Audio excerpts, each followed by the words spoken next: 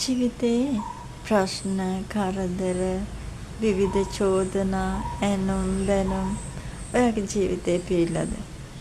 ජීවිතේ දිනන්න ඕනි කියලා යන ගමනේ ඔයාට හරි වෙහෙසකාරීද? හරි මහන්සිද?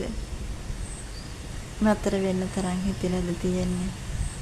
හැබැයි චුට්ටක් මේක අහන්නකෝ. රාජරියා කියන්නේ මහ විශාල සතෙක්.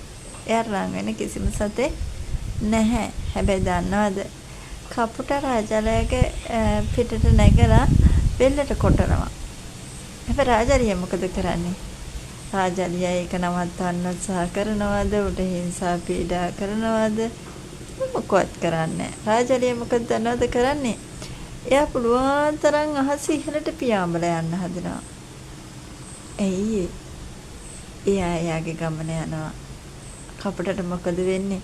උඩට යන්න හුස්ම ගන්න බෑ. ඔක්සිජන් නැති වෙලා කපට නිකම්ම බිමට වැටෙනවා. ඒ වගේ තමයි ඔයාගේ ජීවිතේ ඔයාට බැනින චෝදනා කරන ඔයාගේ ගමන නතර කරන්න හදන බොහෝ පිරිසක් ඉන්න පුළුවන්. ඒවා හුන්නේ වගේ.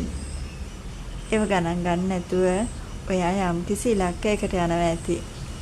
ඒ ඉලක්කය සපුර ගන්න. අර ඔයාට විවිධ චෝදනා බැනුම් තියන අය ඔයාව නතර කරන්න හදන අය නිකම්ම හැලිබෑයි. මොකද ඔයාට ගල් ගහන්නේ ඔයා පහළ ඉන්නකන් විතරයි. ඔයාට උඩට යන්න එයාලට ගල් ගහන්න බෑ ඔයාට. ඒක නිසා ජීවිතේ දිනනවා එකම මේ සංසාරේ දිනන්න.